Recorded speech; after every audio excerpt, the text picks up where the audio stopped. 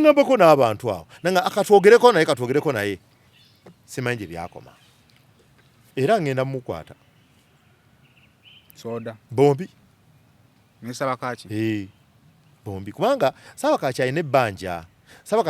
ery'okujja approvinge bino byagenze ng'ayogera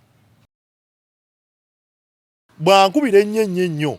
ne mutega mbabali nemugamba bali ntaase omukazi ono andi bubi babali okuvuma takweyazika n'amuwa bwamuwa n'anyiiga nnyo n'akubira opeto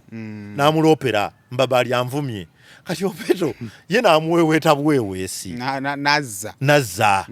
baveeko oyo muyaaye bayaaye bombi tobeesembereza n'amusomera bingi ebituufu n'ebitakola ki n'ebitali bituufu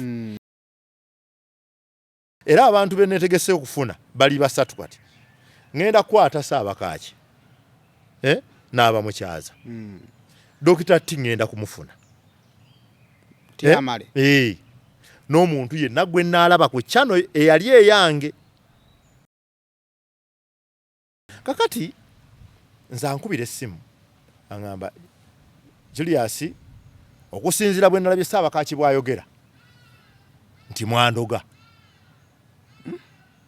nti Saabakaaki yagambuye bwe yalaba Saabakaaki ng'ayogera kubanga Saabakaaki agamba mu mboozi ye nti Kafeero okuva ku Simba Julius n'Embabaali baaloga Kafeero akole ki ave ku Simba bateeke wani Mbabaali kubanga Kafeero bwe yamala okuŋŋamba ebyo ne twegamba ebigambo bino Kafeero nkukooye siri mukwano gwo siri kyaliiwo era ye muntu gw'omu kuba ngenda okusooka okusanga ambuuze nemera kumuddamu ye Kafeero ebigambo byange byali nti Kafeero osobola okufuna ojje twogere olinayo omuntu yenna gw'owulira ng'omwesiga tutuule naye nga ndaba aliko ekitali kituufu nemuga obafuna pasitawo gwe wajja naye luli Nana Herbal Mouthwash ly'eddagala ettuufu lye nnakakasa mu kujjanjaba endwadde z'amannyo. Amannyo gakuluma bw'ossaayo ekyokya oba ekinnyogo gagasanyalala bw'osenya ovaamu olusaayisaayi oba ogayiza ludda lumu. Senyesa Nana naye weegendereza abafere tebakuguza kappa mu kkutiya musange mu famasi zonna. Nana yakakasibwa National Drug Authority. Yellow Wood Travel and Tours Limited febo lino okwesiga okukolera ku nsonga za ticket ne visa ez'enjawulo ez'ensi yonna gy'oyagala ate nga tokolagana n'ennyonyi zonna. Oyagala hotelo w'otuukira oba okulambula ku Dubai jangu ku office zaffe ku Loom Street California Plaza Level 3 Office number 8 tukubire oba tufune ku WhatsApp e Dubai tuli ku Jamal Building 8A Street Knife Deira okumpi ne Mount Royal Hotel. Office zaffe zatongozebwa International Air Transport Association IATA. Website eri www.yellowwoodtravel.com.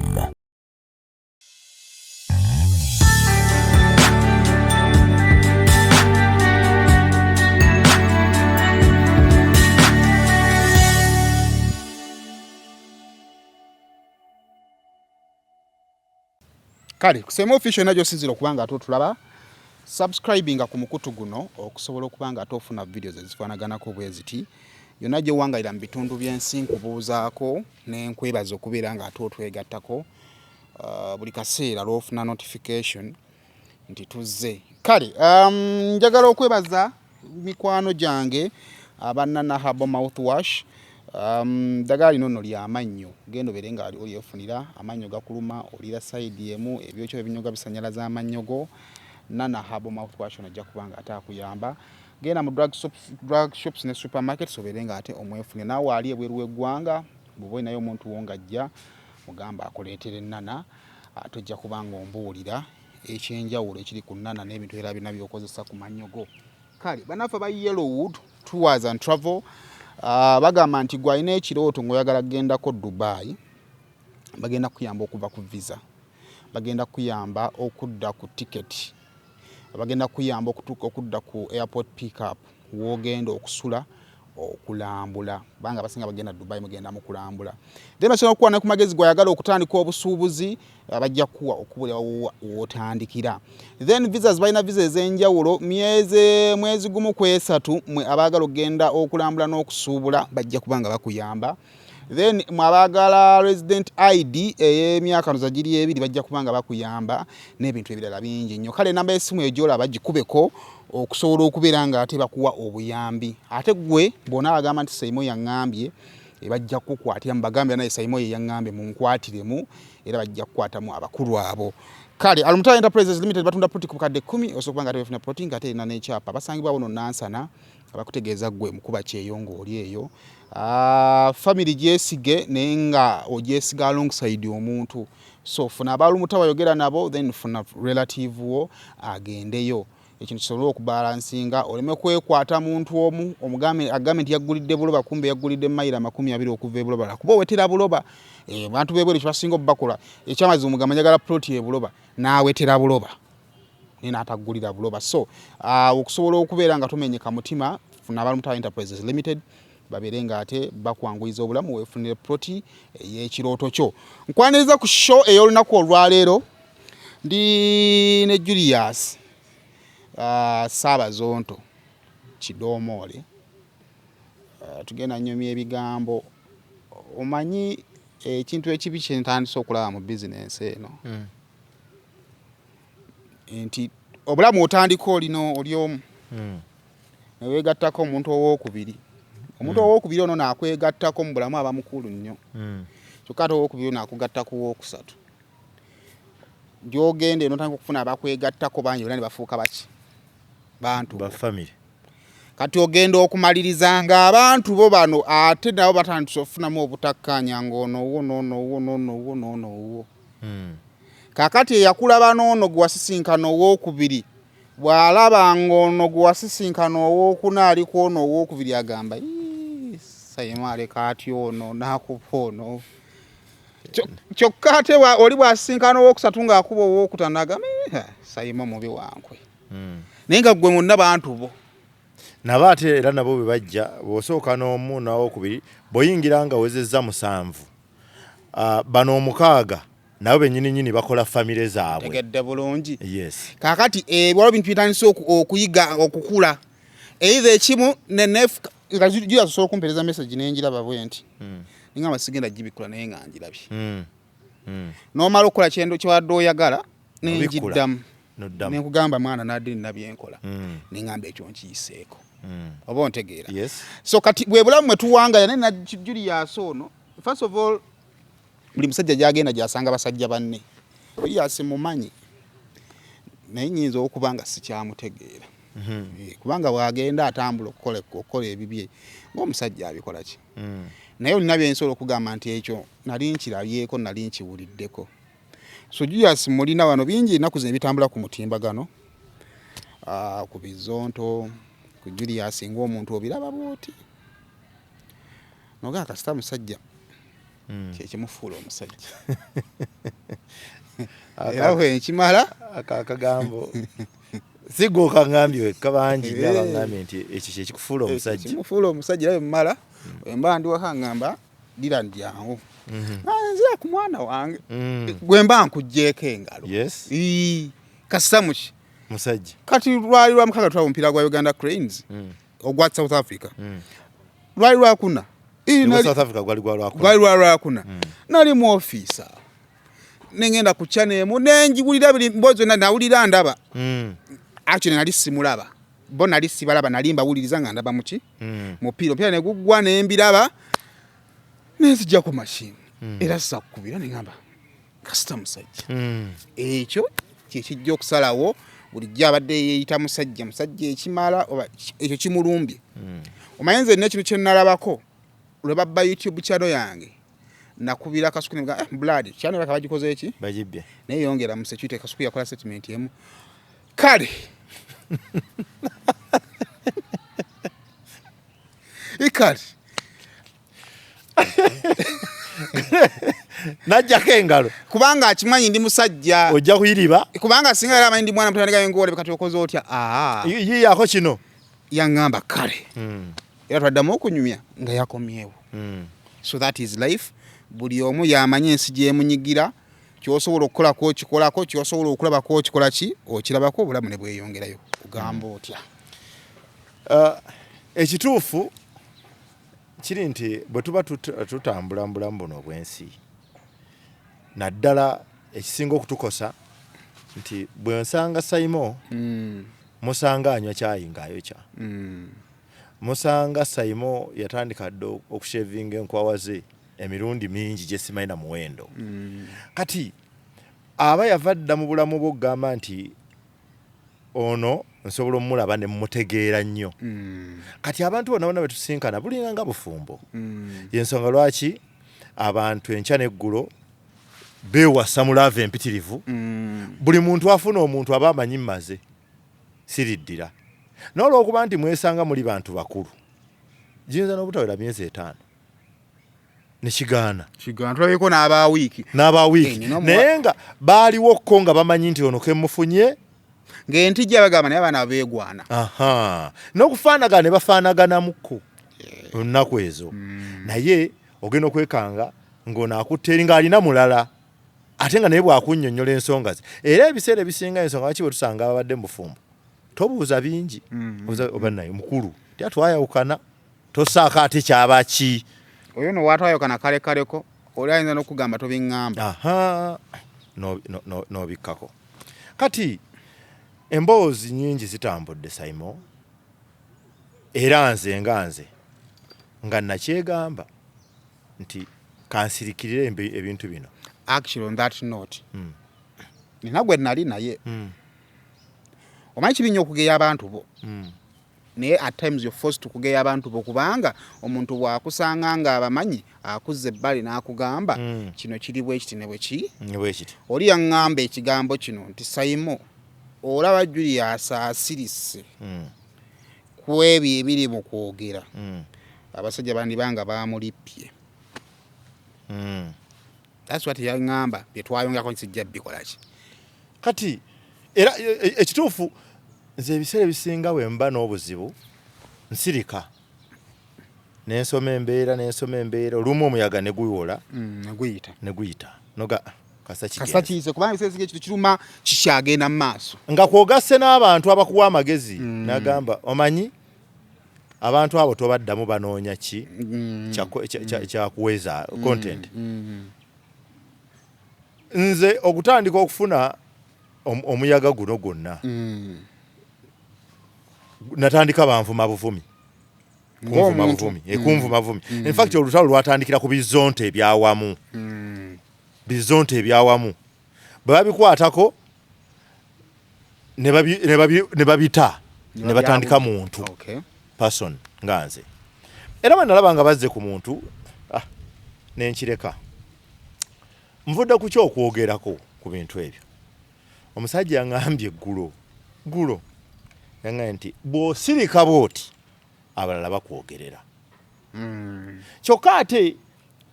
ekirala nti abantu bonna bolaba abo abajja ne balwana nange bamanyi weakness yange era bamanyi Julius tasobola kwogera, tajja kwogera. Weakness yakimanyi tojja kusirika. Bamanyi nja kusirika. Nze njimanyi nga strength yange ate bo bagirabanga weakness yange. Ekitegedde bo bamanyi tajja kwogera, ajja kusirika. Kakati mu kufumintiriza ennyo ne ntandika okunoonya abantu bentera okwebuuzaako mu mulimu guno bali 3. Gwe era ndowooza nkukubira. Omulala ye Zanero ne Kasuku. Kasuku namukubira ne mubuuza Kasuku,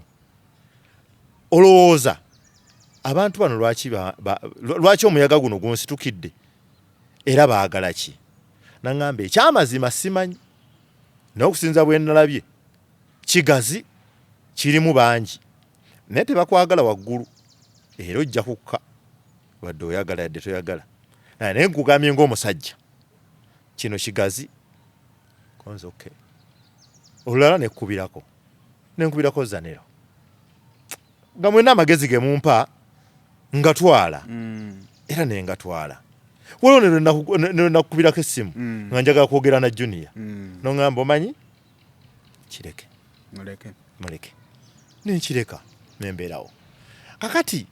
bwe maze nentandika okwebuuza ebigendererwa by'abantu nenga abantu bano ebigendererwa byabwe ki ekisooka information gye batambuza efaanagana kitegeeza mukama waabwe asobola okuba nga y'omu we bajja we wamu omuntu abatuma nti genda okole bwoti asobola okuba nga y'omu okunvuma sikulinaako buzibu omuntu yenna najja nanvuma aleega ekimwa aleega ekitwe aleega ki simulinaako buzibu kubanga oyo ensi emu gyajinga yensonga lwaki junior teyanyiiza yes lwansonga lwaki junior teyanyiiza junior yanvumanga ebivumo bye yali avumye ku bantu abalala nga bw'okiwulira omanya either anyiize nti tasoose kukivuma nze ate nga nkakasa era tasembyeyo kukivumaani nze era ye nataataaganyizibwamu butaataaganyizibwa we nakkubirira naye ne ŋŋamba nti junior ye junior kati olw'okuba ye yanvuma buvumi ekyasinze okunkosa bano abazza ababiri nga bo kye balumiriza nti bammanyi nnyo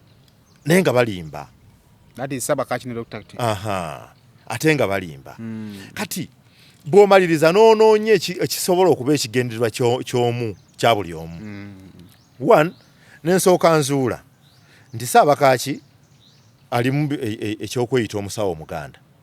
simanyi butuufu bwakyo nawulira yeeyita pulezidenti w'obutonde kati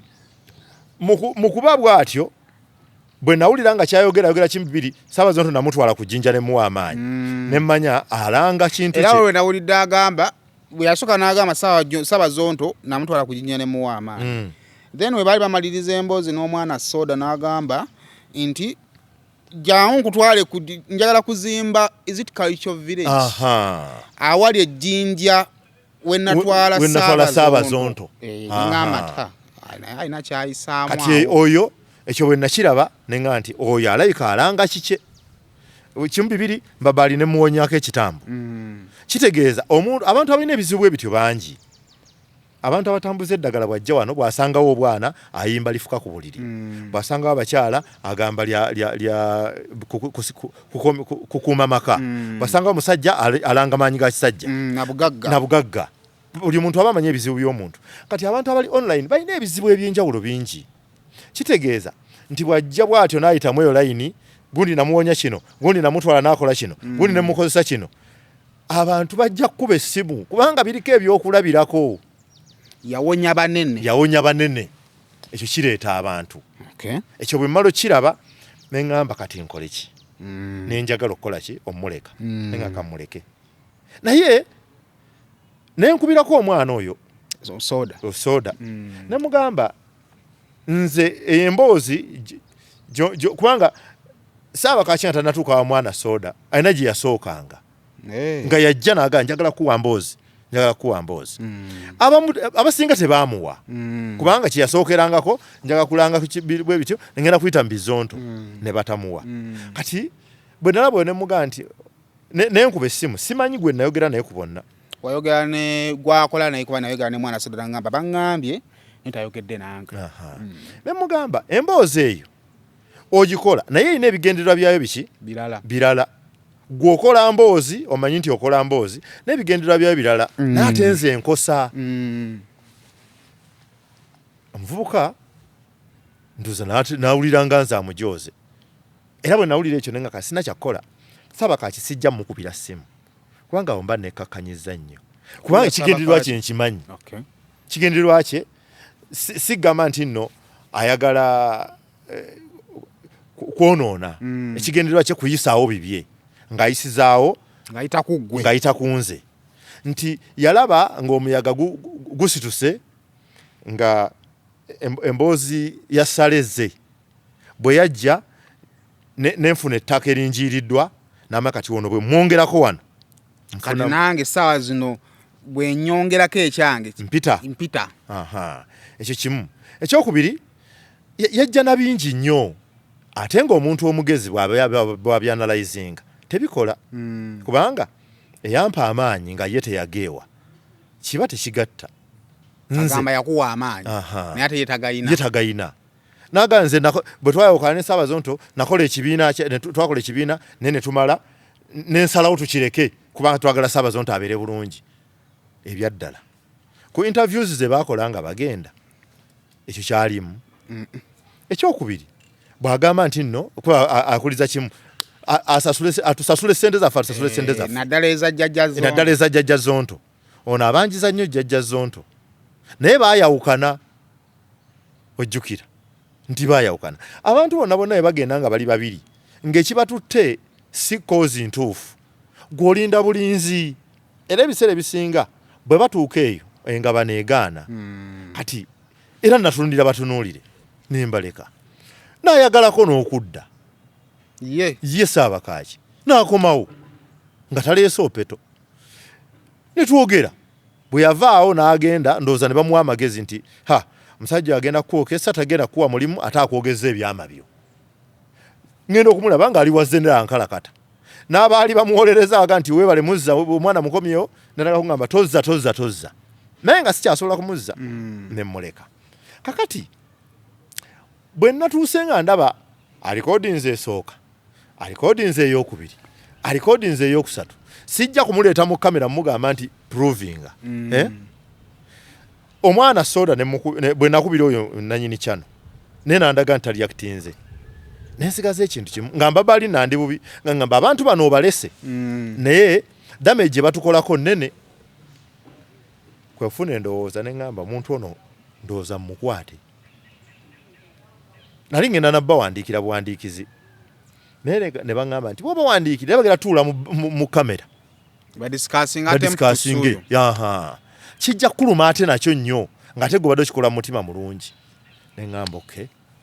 kasita era namugamba omwana oyo gwe nayogera naye wakyano nemugamba emboozi zonkolako nfu ate nkugambye ogaanye ekijja nja kuleeta ekirala nasirika neŋŋambako n'abantu awo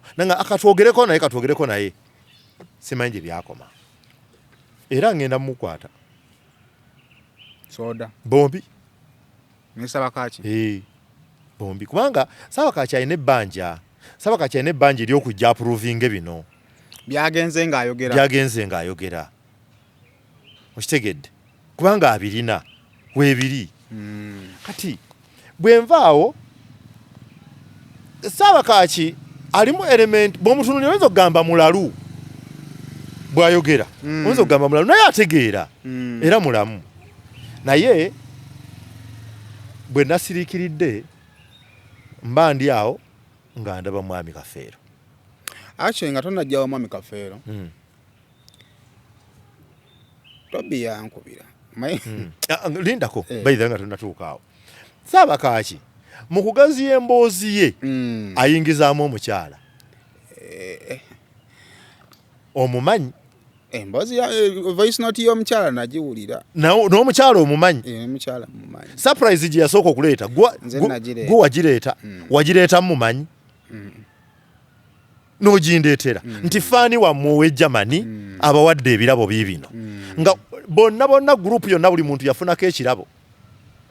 ffenna yatuwa kwaliko n'omuzinga gwa wayini ne keeke ennene enzibu ze nabiproposing ebyo basi ng'obiproposingira boyfriend wa mukyalo oyo yaŋŋamba bye bakola bikola ki binnyumira kati anti yakalira nange surprise waŋŋamba wayini mba nfunako aka business nagivamu ne bwenjiyiwa giyisewo emyaka 4 oba 5 mba nfunako wayini nange anti jenkomoleeta ebintu nange okusalako emyaka giringa 5 emabega nando kitundu omukyala bw'omala otuwa ebirabo ne twogera naye n'afuuka mukwano gwaffe bwe yajja wano najja n'etwalayo ebintu ankubira ng'ali kubayita no yali Ntebe nga nze nva Kampala nzira kubayita ne mugamba nva Kampala nzira kubayita ko yenva ndi Ntebe naye nina ebintu bya maamawo konze maama wange osobola olina obudde tugenda obimweweere kubanga bwali waali nze omuntu yenna alina kyampanga kya maama wange njagala okitwaleyo bw'oba osobola okuggyako atasobola ko yensobola ng'ajja kubayita nga nawe musanga kubayita ng'ava mu mmotoka gy'abaddemu nga mutuuza mu yange lwe mulaba ogusooka mu bulamu bwange lwe mulaba ng'awaatudde Abantu abakuze. Ng'enkaaga teri wala nga agirimu. Okay. Nga ngenda na mukyalo oyo wa maama wange ng'amuwa obulabo. Mwalimu perfume, mwalimu ebugatto, mwalimu ebintu ebirala. Ng'amwokyayo ne 10 oba 10 oba 5 zaali awo bwe ziti. Zaali zamuze ne wotatwala kumanya. Nga tuvaayo. Nga mussa kubayita. Nga bamuzzeewa entebe. Nga nange nzire ewange. Enkeera nga nkubira abaana bo bali luddawa. Nga yali afaayo. Konze abaana oyagala kubalaba nze sibeera na baana bange. N'okubalaga sibalagaalaga nze n'okumussa ku status omwana wange nguluba koye njagala kubalaba nina ebintu byabwe. Konze bireete oliwa konze ndika ngajja mandi waka nga atabye nga mpa bintu by'abaana bamala okubimpa nga nzira omukugu w'empapula. Empapula zino tusayininge njagala tusayininge nkutwala e Germany. Konze maama ngontwala e Germany kuki? Nti kakati nze mbadde mmanyi nakunonye. Konze sibimanyi. Wakati awo mumbozi we mwatandikira okunyumya oba muyina line gye mwavugamuko kuba mutosa kuva mu ggulu n'aleeta empapula. Gwe tosobola naye oli yasobola.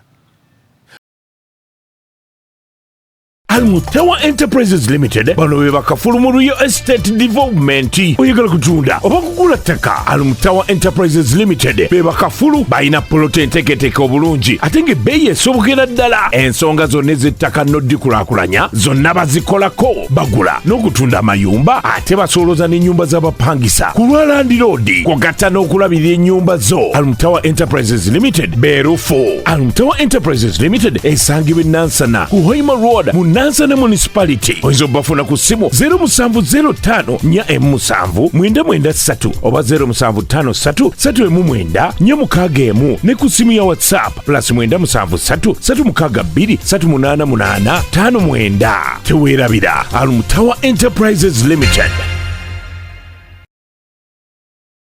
Twayogeranga nnyo ekituufu twayogeranga nnyo naye ng'emboozi osibye otya leero olunaku lutambudde otya leero okoze bw'oti wanuupu nnyo era nga bwe tunyumya ku Kyagulanyi tusobola okunyumiza eddakiika nga tuli ku Kyagulanyi emboozi neggwa ne tugenda ku birala. Mulimu bingi nnyo wakati awo kyekituufu titwanyumyanga bingi nga n'okuwemula tuwemula. Mu Luzungu kibayita okufulatinga. Yes. Mwatwa kuleva efulatinga. Yes. Naye kalono nnyo atulaba line eyawula okwekwana n'okufulatinga ntono. Oba oli awo kakati kitwala bwongo bungi bwongo bwona bigendererwa byo okwawula line okufulatinga osobola okugeraganya n'okugirega n'okuvuma. Ontegedde omuntu oyo alina essimu zonna ez'abazonto ng'era anyumya na buli omu nga n'okubookyabookyayo yensonga lwaki ono yayanguyiddwa omukontakitinga. Yes, nti abadde amumanyi.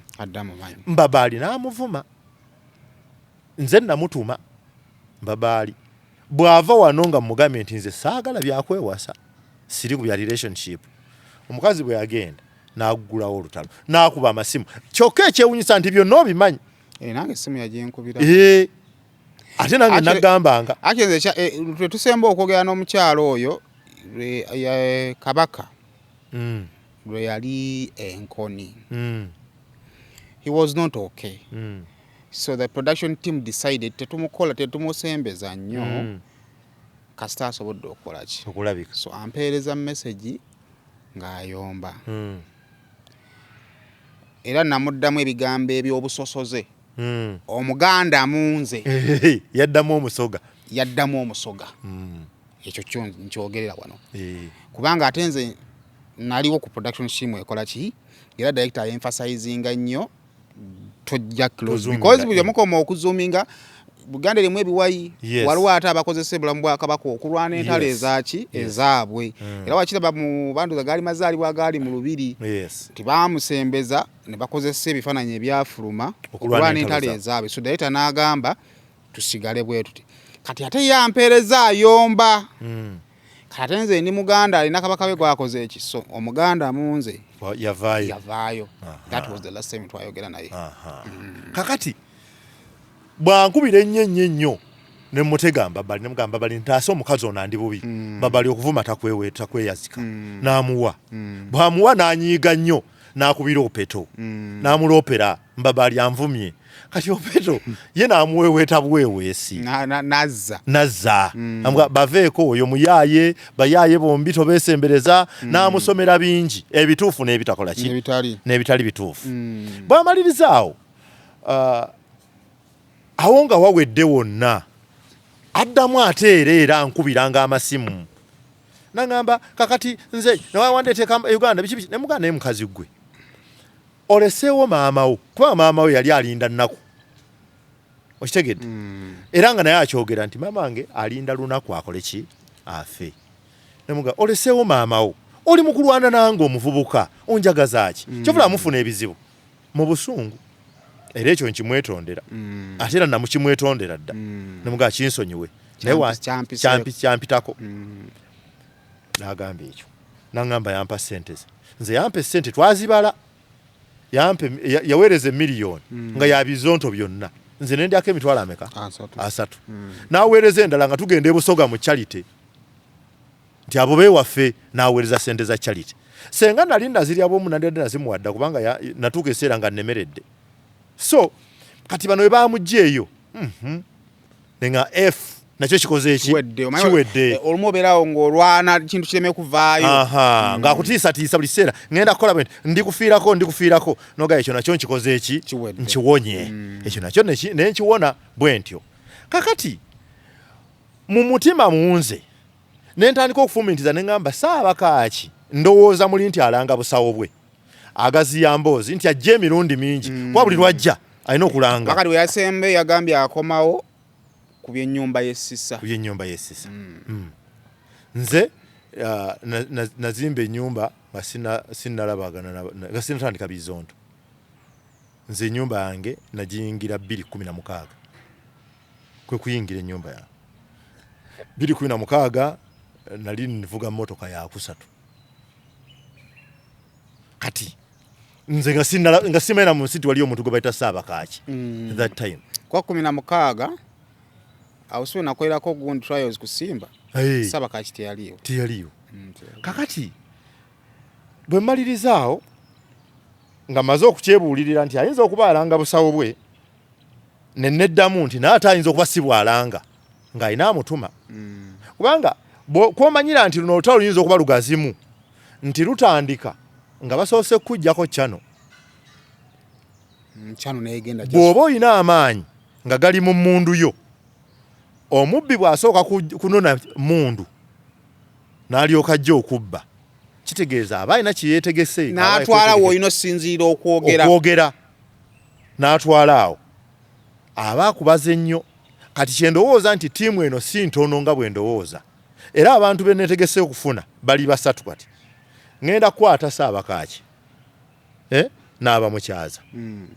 Dokita T ngenda kumufuna n'omuntu yenna gwe naalaba ku chano eyali eyange okitegedde kubanga chano yabula neyali agiraninga naŋŋamba naye musajja wattu yamubulako bagibba nga talina bwagirikavalinga kyokka kati njiraba weeri osobola ogiraba weeri neteriiko kintu kyonna bagikyusa erinnya njiraba kati kitegeeza nti yabbibwa bubbibwa waliwo yagibba agirina kati kekiri nti nno yabula bubuzi nze ninze bulaba gwe nalaba agituddeko nga purezenta gwenja okukwata ye mubbi mba mukyamu atoba mukyamu kubanga ate oba onoonya ekintu kino olaba akirina yaba yakibba aba teyakibba akubuulira ani yagimuwa ekyo kituufu awo wamu kakati nze ne mwami Kafeero nga nagenda mwami Kafeero kyembadde ndeeta nga ngatta mwami Kafeero okujja kwe n'emboozi etubadde wa Saabakaaki Dokita T yankubira essimu n'agamba ngenda kukuba kidoomoole ne mu bulamu bwange enjize obutatangira bantu naye okubabuulira ebirungi n'ebibi byekibagendo kibakolakibalowooza kibalowooza okukola okukola nenkikulekera era ze tujja wange nenkugamba tokikola wabula nkuwasola tobeera accountable era nti singa oba okoze ekintu nekivaayo mu bubi nkugamba bugamba era tulowooze ekiddako kubanga kino wakikola okikola ki ogenderedde teyali nsobi nemuwa ebyange byenakola ki byenamuwa naddamu actually nakireka naddamu era nankubira kati ndowooza ankubira enkera agenda kukola ne Zubeida era ndowooza mukunkubira yali alowooza nja mugamba jangu tukole era osanga nani mugambe jangu tukole ki tukole naye ng'obuzibu nti yeesittaza gyempeereza ng'emazima si kya buntu kati saa zino tula ne Dr. T naddala mu maaso gaabo gyenkola ki gyokolera gyempeereza oba ontegeera nontantiru ng'avuddeyo n'akiriyalinga air ku ekyo ekyawunya kubanga kyo kyawunya ngendo laba akoze interview ne Zubeida naye nga mu bigambo bye agamba Kidomole talina moral authority kusiba mwana soda kubanga yeye muntu omu yakyaza bini ebbanga n'ebbanga ng'akola ekintu kyekimu mwana soda kyakola ki kyakola bye bigambo bye yaŋŋamba ng'akola ebintu bini byakola ki byakola ekyokubiri Kidomole yava ku nnono eyenze gye yanjigiriza omuntu omwogerako omulundi gumu ogwokubiri omutomusukka gwa kusatu nali nina ndowooza kyeŋŋenda okukola wano nemugamba tujja kuddamu twogere saafuna mukisa kuddamu mukubira nalabye interview nze okukyaza bini naliredde okunkwata nali sikikola nti nkikola sirina kukwatibwa nabikola byonna ng'omuntu yenna mpaabira waddembe okumpaabira kitegedde naliwo nga sijjaga nti nga njagala wabula nga ndi redde byewakola waliwo bimanyi nti wadde biyinza obba bituufu oba bikyamu singa nnyini byo asalawo atekinga step nampaabira waddembe okumpaabira kyekimu nekyennina olwaleero kubanga okuwaabira si kibonerezo wabula ebibuuzo bye bakubuuza ng'owaabiddwa bye bivaamu ki ekibonerezo kitegeeza osobola okuvaayo ne kugwa bbiini oba oliawo nali nsobola okuvaayo nga ndi clean oba nali nsobola okuvaayo nga ngubye okitegeera kati bwekityo bwe kyali genda maaso kati nze kafeero yankubira essimu era bw'amala okunkubira nenkukubira nenkwebuuzako nega kafeero ankubidde ngambye bw'ati naye nga sinnatuuka awo kafeero ebbanga lyonna lyembadde naye ye muntu abadde ng'avaako kuvaako naga Julius tonsiimangako sitone kyali okoze n'onsiima buli kimu ondaba bubi buli kimu ondaba bulala najja n'akuvuma nayisa ebbanga nadda naye nga nawe ku mutima gw'okimanyi nti sina kyamukolera yoyo gwe tulina kakati nze ankubira essimu aŋŋamba Julius okusinziira bwe nalabye Ssaabakaaki bw'ayogera nti mwandoga nti Ssaabakaaki yagambuye bwe yalaba Ssaabakaaki ng'ayogera biri bye yatambuza ebyeddogo jjinja bikoze bitya kubanga Ssaabakaaki agamba mu mboozi ye nti Kafeero okuva ku Simba Julius n'Embabaali baaloga Kafeero akole ki ave ku Simba bateeke wani Mbabaali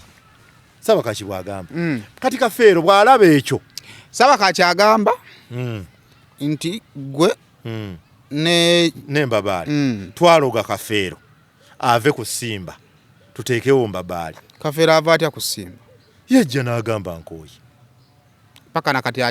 akyakigumiza nti nno takyasobola kukeera yes era nsonga yemu yamujja ne kubukedde nze neegayirira Kafeero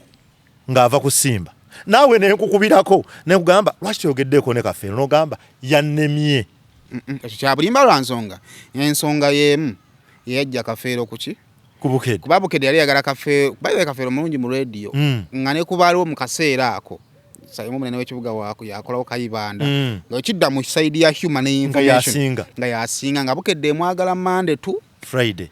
n'abawe ennaku 3 yes ate nga nazo waddembe obutakeera nnyo nga bwe baagala era mweyo embeera contract egenda okudda nga bagisaze naye nga omulimu akyakola ki akyagulina ye n'adropinga nga yeyegalidde. Kati ekyankoze obubi n'okulowooza nti abantu bano bateekwa kuba balina gwe bakolera ye Kafeero okukiteeka mu mutima gwe nti Ssaabakaaki yagambye nti Mwandoga ate nkyetegereza Mwandoga kakati ensiko eraba obubi bwo bwe yaŋŋamba ngenda kujja mu kamera ngenda kukuba nkufiireko Kafeero nga bwaŋŋamba nze Kafeero okujja kwe kusimba yajja nansangawo ng'ali mu sho talina kyakolamu okuleeta ekintu kya Dr. T twateesa buteesa nze mukyaze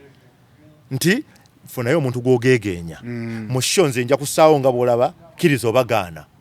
nkukyaze n'omulala waliwo omusajja ali w'e Masaka bamuyita Majwala ne ŋŋamba Majwala ojja kwogeranga yali ayogeranga Sebaana yali ayogeranga Sebaana someone else oba nemuga ojja kugeranga oyo kati ono ayiyeyo omuntu ne tumala mu production week namba nga Kafeero amastaringa dobozi ya Tamale Mirundi lwe yaliteeka ku mpewo bwe pa ne liba ddungi nnyo lwamera amalala nga tagambwako mulala nnyo Ndawusi n'atakyagala ne bafuna okusika omuguwa nze ne mugamba wano nno ke otandise okufuna omuguwa ne Ndawusi temugenda kukwatagana nenkwata essimu yange nenkubira Ssenkubuge ng'olusolti etandika ne mugamba mzee waliwo wano akaana kalungi nnyo nsaba okawo omulimu naŋŋamba kansindikire kati bw'oba gwo ka sipooti nze nenkwata omutwalo wano ne muga linnya booda ogende wa ku solti yaŋŋamba yatambula na butambuzi kuba gwe yalinamu gwokka n'agenda n'akolayo n'atuuka ekiseera kino ekintu kya Tamale Mirundi n'akimanyiira ne kikola ssente mu bbaala mba ndi awo nga nkubira mbabali yasooka kuba baali bakola naye naŋŋamba mutabani we awaganya dde eno takyagambwako ssebo yogera naye nga tebannamugoba wayita ennaku nga 3 ng'atabye yansanga n'amooti kusimba naŋŋamba omusajja ŋŋambye siddamu kukola bintu bya Tamale Mirundi mu bbaala Amooti yamubuuza obifunamu ssente mmeka nti buli wiiki mbifunamu miliyoni etya nkola sho 2 buli emu ya 5 kooli nti omusaala bakuwa ssente mmeka nti omwezi miliyoni 1.5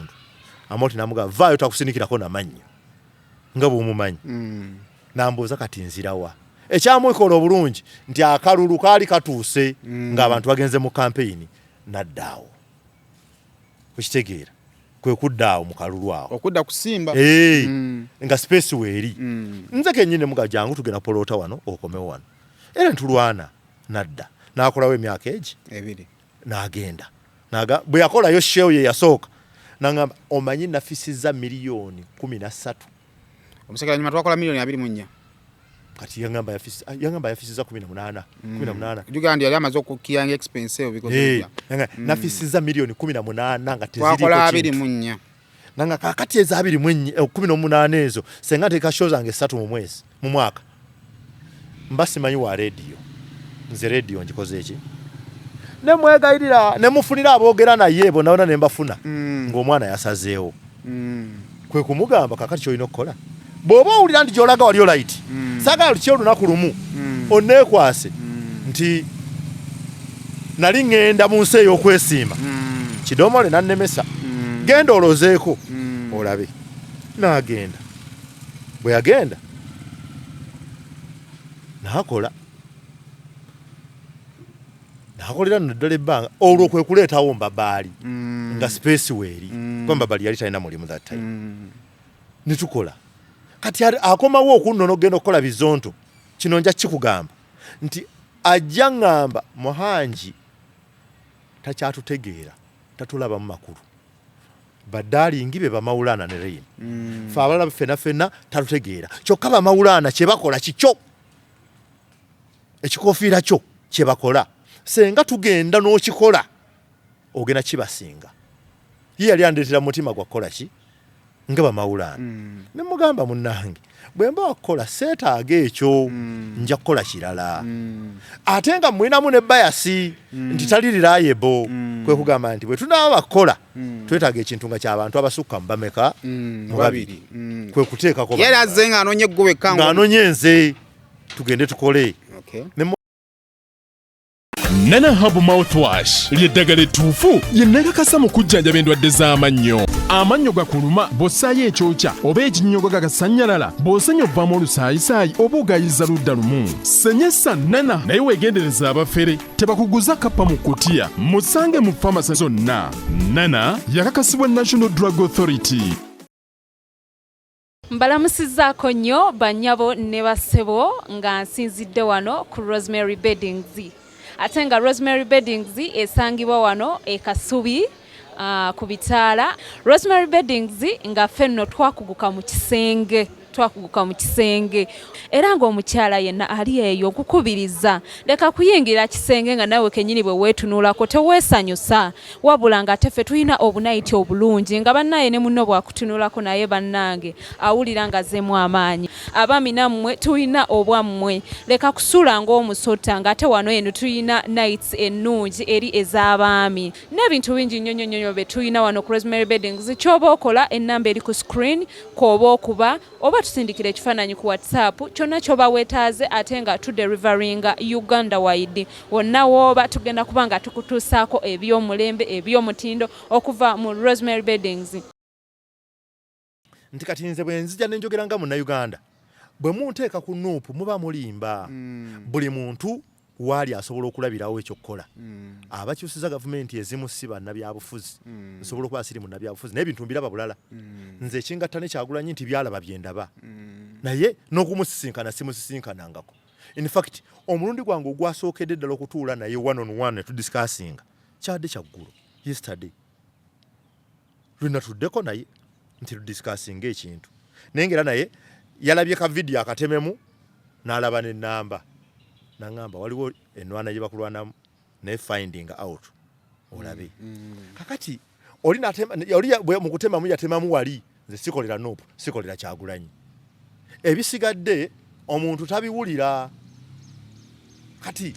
ku ssaawa zino nina abantu abatamalira kumanya tulina channel endala bamanyi waliwo neyankubidde gonna nga Bizonto mwaviirawo ddala amaanyi gaabagwamu temukyakola ne mugamba channel weri bagiyita Bizonto comedy gisearching ojja kugifuna. Kati olw'okuba abantu balaba nga siina we nsobola kusinziira kunnyonnyola ki kye bandowooleza bagikozesa nga advantage okuyisawo bye baagala kyokka nemba baali nabadde nga mugaana nga mugamba baali nedda tubireke bijja kuggwa bijja kusirika ng'ate yalaba nga nze yeegasse kukola ki ku kulwanyisa burandi ye gy'abaddemu ebbanga eddene. Omuntu ajja n'agamba nti Saabazonto ayagala Mukasayimo. Yani yakikola ekyo Saabakaaki Saabazonto ayagala Mukasayimo bw'amala okyogera kati nga Sayimo ali ne Saabazonto nze njagala Sayimo ombuli omusajja ayinza okwagalira omukazi n'osigala naye era ne bw'osigalawo oba oyinza obba olina kyomubalako naye weesasuza ofune revenge yo naye kagamba bwe byasussa obungi nempulira nga ate kati bitama nga si kyekintu kyosobola okugamba nti nno kambigino walinge bigende waliyo omuntu akukkiririzaamu nga ye alaba omutima ogumenya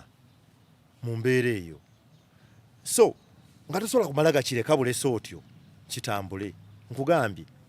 ensonga lwaki Shalom Saamunyega lwaki Junior Saamunyega kubanga banvumanga buvumi okunvuma oba n'ensonga zo osobola okuba nga onyiize era nga nkunyiizizza siina busobozi bwewala kunyiiza Sayimo Eva ate n'ebikunyiiza sibimanyi nsobola okuba nga kyennakola nga nze mmanyi tekikunyiiza nga kyakunyiiza. Kati oba olina obusobozi obunyiiga ddembe ly'okunyiiga era kyokola ng'onyiigidde si kikunenyeza ontegeera naye kati ono ajja n'atavuma naye n'akuliyetinga story olw'ebibye n'abaako kyakuliyetingako kati ye mu kunoonya buli omu ekigendererwa kye oli Saabakaaki manye ekigendererwa kye kunoonya balwadde kunoonya balwadde talina kirala kyonna kunoonya balwadde Dr. T bw'amala okukola ebintu bino bimuwunyira wano bino ebya Buganda bino bw'amala okola nga kiyeetise kinene anoonya kyagenda okweyubuliramu adiverting audience eve ku kiri kyebadde emulabirako emulabire ku kirala okitegedde kati nayitiraawo naye kiina kye kijjayo nakyo nti bulijjo alina obusungu bwe munda otherwise yandibadde yeeyubulira mu sayimo oba mu mulala yenna naye anoonyamu gwalinako obusungu walina obusungu omanyi bino ebintu by'okwawukana omuntu n'agenda biringanga kunoba bwe mwawukana ne mukazi wo batono nnyo abaagala omuntu oyo abeere bulungi gy'agenze buli muntu ayagala gy'agenze bife era bw'oloberawo ng'omuntu mwawukanye oba ogamba nti senga bigaana kati Katonda bw'akuvaamu ebibyo ne bigaana ebyoli ne biba birungi ateekwa kuba mulogo ekyo kimu ekyokubiri akasajja ku mutima tekasobola kuvaako kaba kajja kubaako ngenda nengattagatta ebintu bingi nti nze Kafeero okukola lwe twakola show yali ategese show naye ngenda kukola kula Bonita naye neebuza omuliro nagivaako nali nakibuusa amaaso nkirowoozezza lwaleero nze Kafeero yantwalako ewa Hamu okulambula ekisaawe akavidiyo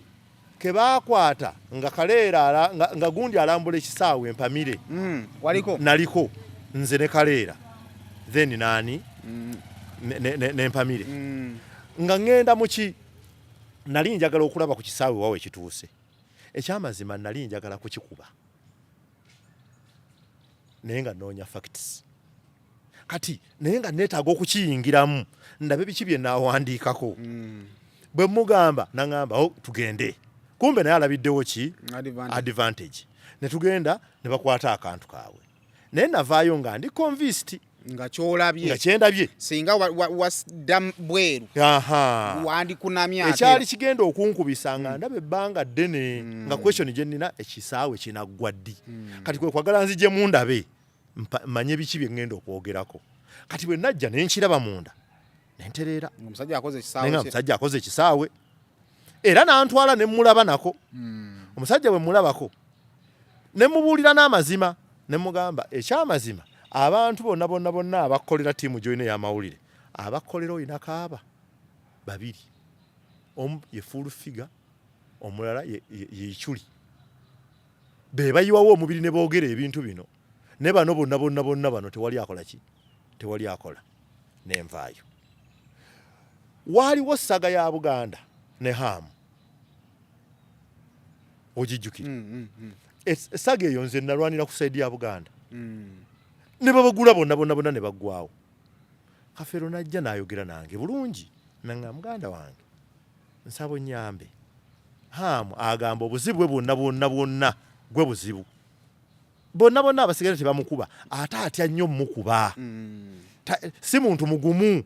nga alabye vidiyo emuvuma osobola okulekeraawo okukuba Hamu ne bonolekeraawo bulekezi Kafeero eyo ddiru n'agijjako ssente wa Hamu nga nnyingi nno n'azigulamu Hariya wagirabako ne kati agikata agiina naŋŋamba era yakimuneebuulirira bulungi oluvannyuma pasita lwamuwaabira pasita lwamukuba lwe balwana ne pasita oluli alwana ne pasita lwe bamusiba ono pasita gundi yamusibya yali azze kunnyinnyonnyola ebyo nga byazze okunnyonnyola munange ekyamazima bw'ona omanya nti nno najjayo sente zo nenzirya ojja kuyisibwa bubi naye sente zo nabadde siina mmotoka ze najjeeyo nengulamu emmotoka ko nze tewali mutawaana n'emmotoka nze nagijja ku poliisi nengivuga nengijjayo nengimuteera wa we baaginono gitwala nenkyesonyiwa bw'aba alumiriza namutwala ne wa Hamu nze siina kye nafuna wa Hamu miliyoni 2 ze yampa lwe nalambula ekisaawe ate nazikwata mu mutima nga ndi mumativu nti yenziza okulaba kiri wathe era nenvaayo okuva ku olwo saddamu kyogerako sirwakuba bampa miliyoni 2 naye kubanga nalaba nga nze okkuba ekisaawe ku ndabe gye nkirabyemu mba musiru. Kyeza wagendayo before wano abangi bagendeddeyo? Nze okugendayo kwange ng'ekisaawe tekirimu kapeti tekirimu ki kwani wayogedde ichuli kwa nakasirikidde nga ate ichuli wano tusilambulidde abadde yafa. Okay. Wano wayogedde ichuli nga ate yafa dda. Anyway. Emabegeri nagendayo dda wano mingi sigenze kati netumaliriza nga nebuuza nti Kafeera ayagala ki mbabali yabadde akimbuuza nga mbuuza olowooza Kafeera ayagala ki kyayagala kubanga talina nsonga n'emu Ssaabakaaki alina obuzibu nti talina mulimu ne waasula wayinza okuba talina nze Ssaabakaaki natandika okukola naye nga akayumba kasulamu ennamuŋŋoona bamubanja n'akadduka lwe baatukwata Ssaabakaaki yali asula mu loogi Wabukoto wali ku Nandyowa nga ngisasula ruumu yalinga ya 3 nga twabagaininga nga bamuggyako gumu kitundu buli lunaku ngera tuguwaayo naye nga lwaki tafuna nnyumba talina mufaliso talina kintu kyonna kale tugamba agira yeebaka wano era bwe twava mu kkomera we pa ne tusonda ssente awo n'afuna awawe kati kimpa ekirowoozo nti this is a planned fight nga Kasuku bwe yaŋŋamba nti eteekwa okuba nga fight entegeke nga mulimu be bagisuulamu nga tebamanyi nti bagigwamu nga Zubeda bw'aba aluyingira tamanyi nti ayingira lutalo oluliko ne sponsor oba oluliko abantu abalina ebigendererwa ebyenjawulo nga ye talina era yenga host batasasa bananso akuba ye host kuba ye host kati wenzirayo nenkubuuza ku muntu aŋŋamba nti ku mwana soda Saimo osobola okukyaza omuntu alina emboozi ng'eya Ssaabakaaki ewo anwanze namukukyano bankubira nnyo naye because ekintu kyesobola ku defendinga sikiranga kati nze nange kyekyo kyennina kati ekyo kindeetera okwebuuza nti n'owacana ayinza okuba naye ali omu ku abo bakole ki abasasule kubanga nja kwebuuza nti omuntu yenna yenna yandiyagadde okozesa cyane ennene lwaki agenda kwetaweza mitwalo 2 kiyinza oba ffenna tuli mikwano gyo nga mutyayo nga mulinnyamu ne mugamba ate tunakola ki ewaffe oba oli awo nakyo tetujja kibuusa maaso naye bwe nsirika ennyo abanjogerera munjogerera ne mubaamu n'abagamba ng'oli gw'ogambye yagaye nti lwaki asirise gyakomyo sirika bulaka baana bamukutte yes kati nze se defendinga ku bye boogera baddembe okwogera nga ibaagala nga bye babyogera naye nze mmanyi ngenda kufunayo time ey'okutuulako nabo awantu nga baleeta bukakafu bwabyo wekitegedde maybe lwaki host nkyambala ng'oyo nga Dr. Tibe yagambye nti nze nange nalingawo nga mmanyi nti wegiwunyira omukulu aŋŋamba obujulizi abukola ki abulina tuli seefu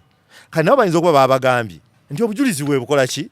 webuli waliwo yaŋŋambye nti Julius oyo mukwana baka abasajja mmo okubayisa obuyisa mu kiryo wano kati abasajja benkwanira abaabwe be bandoopa ewa Kafeero oba ewa Ssaabakaaki ndoza babeerawo ngo bakukusa nga mbakukusa kakati bajja kuwayoko ku examples okitegedde kati olutalo bwe luto lukudisorganizinga mbitinga 3 nti nze bamanyi weakness yange bontawaanya psychological oba mmaze sigenda kuwandiika script etegerekeka sigenda kuyiiya kintu kyonna ngenda kubeera awo obwongo tebugatta ekyokubiri sayima omuntu ajja mu mawulire n'agamba nti wabba mukaagundi n'omuzaala namu aba disorganizinze famire yo gwe olutalo terukoma wano social media nekalutuuka oddayo ne bakubuuza bajjukira bamala okukuba wano bwe nfuna obuzibu ku social media because once nayo tuzifuna maybe banakoza statement mu butamunwa bane bantegeera bubi but ewaka gyenzira nenneebaka kati nze madamu yambuuza bulungi nanga nti byonna okay Julius kati mbulira mazima wazaala mu mukamba baali omwana ne mugamba nimba baali omumanyi tomumanyi kuba obuuza mubuuzeeko olabe okay oyina abakazi abakulu bangi bojjamu ssente nesirikire ne mugana naye oyagala nkuddemu ki nagenda okwekanga nvaako nga ngenda muddamu ate nga mutuufu ne mwewalamu okitegeera kati ebyo ne byonna biba bikutokyalinze nti gwe wandibadde ng'oddukirako emirembe tokyagirina tokyamweyambulira nga bwe wandibadde naye tomunenya nti famire ye ebiraba tine bwanasiika gamba wa kituufu muko akola bwati nagamba nange ngenda kukola ntya okitegeera kati ogenda okumaliriza ng'otandise okwerowoozaako gwe ng'omuntu nti nkola biki mu bulamu bwange obwa bulijjo nti ekisooka ndi mwogezi wa ku mikolo ndi media personality ndi taata ndi muntu ali bwati ne bwati bino ebya comedian tubeerawo byo bwe bulamu bwaffe tubumanyi naye ate omuntu oli omulala tikati n'obwogezi w'oku mikolo batandika kugamba nti oyagala baka abasajja omusajja bakulikomendinga mukolo n'agamba oyo nedda bizinesi bakigikuba kati Kafeero bw'ajja ne statement n'agingamba direct ti nteekwa okukuba nkusaanyeewo nasirikidde ne ngamba ono agamba okunsaanyaawo amanyi nti okubeerawo okwe nkulinako ettafaali kati ye atanteekawo yawulira nti ayagala okunsaanyaawo nze okubeerawo okwe nkulinako kko bw'aba yazimbibwa seminti nsobola okuba nagulayo obusawo nga 3 obwamuzimba ye talinako eyazimba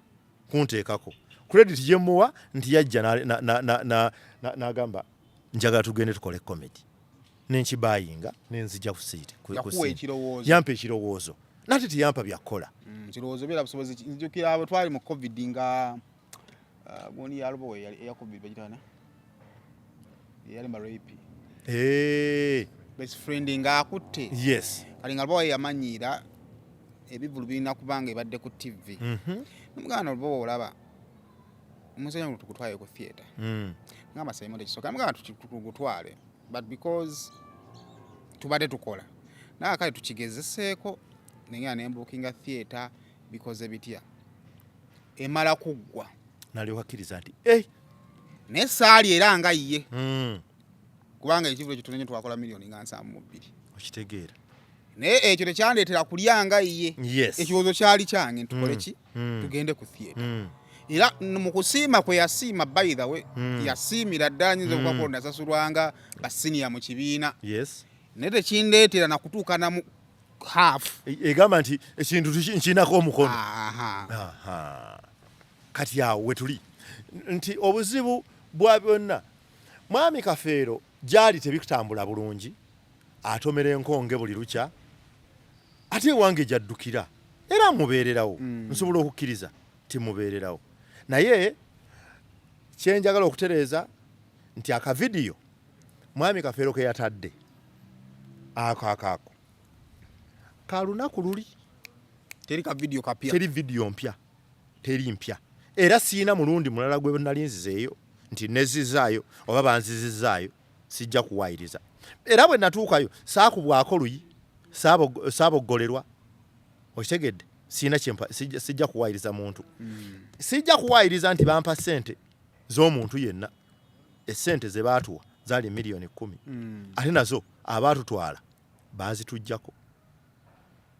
okitegedde era mu mutima ogwo in fact mu mutima ogwo omukulu oyo Kafeero waŋŋambira we mugambira nga ffe tuvudde kuba twabalekayo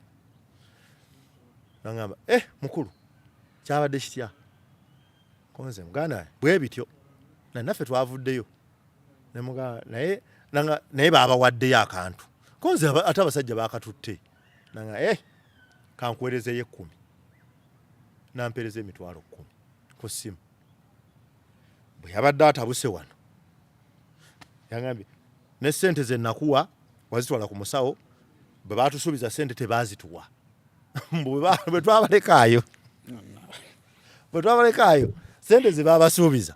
tebaazifuna kakati munnange ey'omulokole n'agamba bwe yampa 10 lyansindikira ku ssimu nalisindika wa jjajja n'azikola ki n'asibya ssente zaabwe ze bagambye okubawa kati bwe nawuliridde zeeyo emboozi bingi nze yeyambyedde ku ssimu yange wano nga tannaba nakujja kati ndowooza mu kwebuuza ku bantu nga ŋŋambye nga neebuuza ekyomukolera kubanga Kafeero bwe yamala okuŋŋamba ebyo ne twegamba ebigambo bino Kafeero nkukooye siri mukwano gwo siri kyaliiwo era ye muntu gw'omu ku bengenda okusooka okusanga ambuuze nemera kumuddamu ye Kafeero ebigambo byange byali nti Kafeero osobola okufuna ojje twogere olinayo omuntu yenna yenna gw'owulira ng'omwesiga tutuule naye nga ndaba aliko ekitali kituufu nemuga obafuna pasitawo gwe wajja naye luli nanga sijja kutuula naawe nemuga kale ssebo tewali buzibu nemuleka naye namugamba nti siri mukwano gwo kyokka ne neetegeka ne ŋŋamba Kafeero bw'ajja n'ayogera ebintu ebitakwatagana ŋŋenda kumukwata gwe nasookerako okulowooza nti ŋŋenda kumukwata nga Saabakaaki mmulese lwaki nga mmanyi ajja kkoma infact yali akakola video 3 nga mmanyi yakomye basaako ey'okuna nga nonoozezza oyo omukazi oyo ne ŋŋamba luno olutalo lugazi terutukoma wano tannatuula lugazi ate buli lwajja ajja kulangirawo abasawo be kitegeeza platform tajja gifuna nga talina kyaleese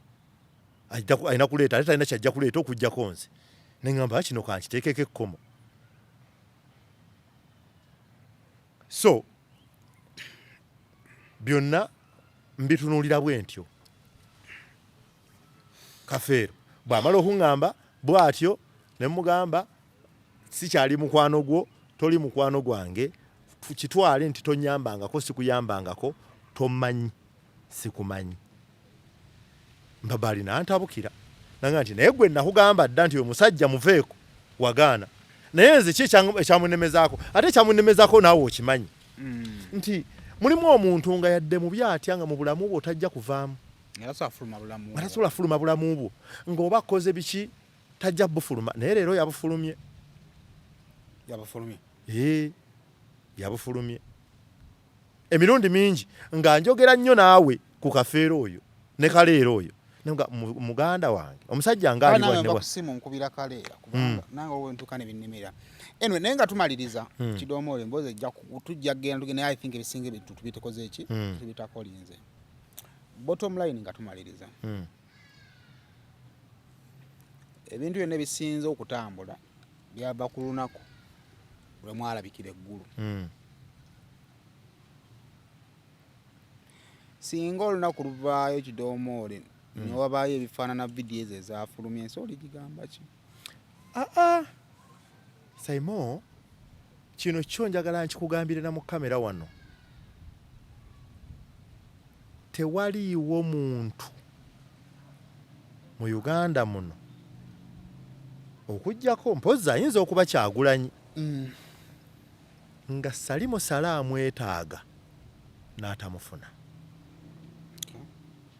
tewaliiwo muntu nga Muhoozi amwetaaga n'atamufuna tewaliiwo muntu nga Museveni amwetaaga n'atamufuna kitegeeza nze nkyakola ebintu bingi bw'ogenda ku YouTube channel yaffe Bizonto Comedy weeri abantu basubscribe nze tunatera okukoda omukono omutwalo tutambudde bulungi bye tuteekayo bye bimu ku byabanyiiza naye natereezaamu ki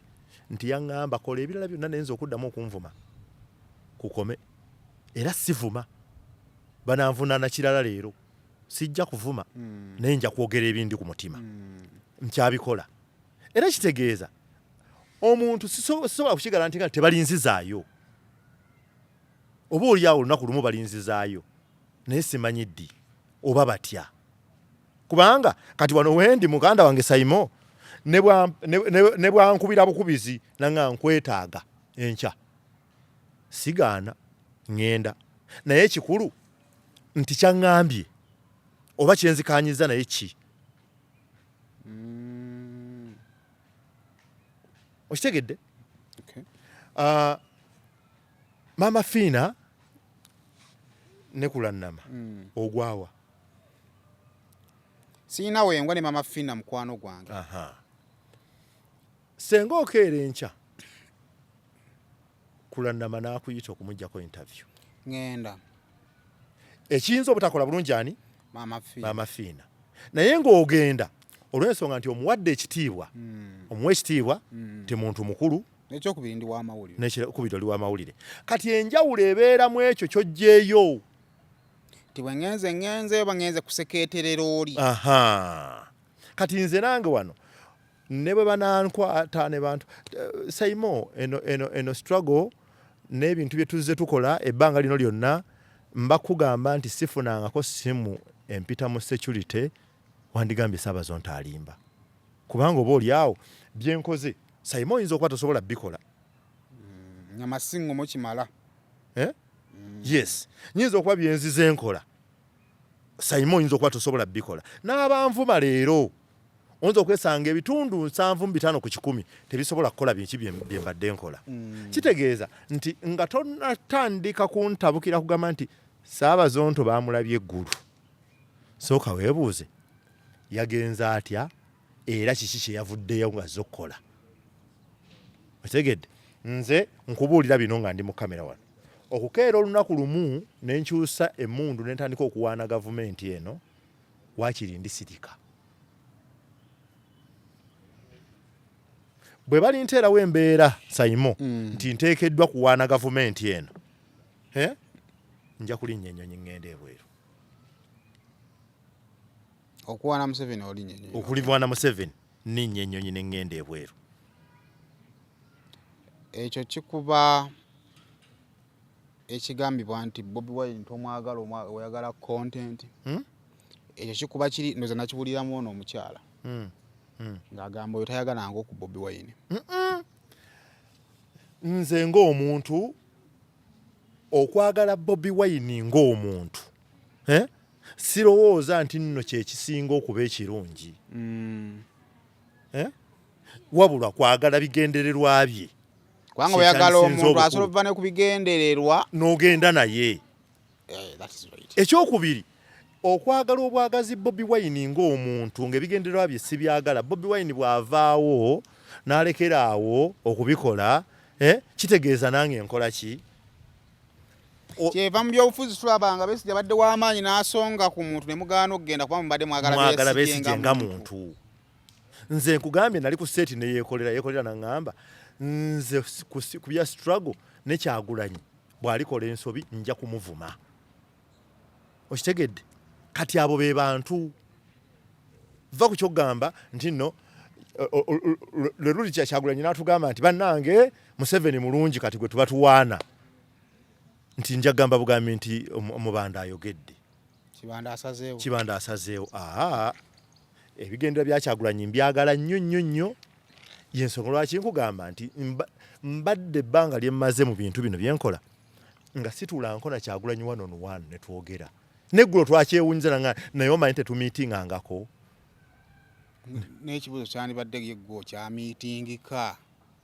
namugambye seetaaga nange mbadde seetaaga sinafuna bwetaavu bukumiitinga kubanga byenkola mmanyi obiraba ate era obiraba ate era bwebiri yes weebiri Julius kumalirize nja kusaba abantu musubscribingeko ewaffe ku Bizonto Comedy bye mwagala gyebiri ate mutuzaamu amaanyi nga muzze ekyokubiri ekyo kyo mujja kunzikiriza ebinaavaamu mbirinze ngenda kukwata abantu bano nga bwe mbakumenyedde ngenda kukwata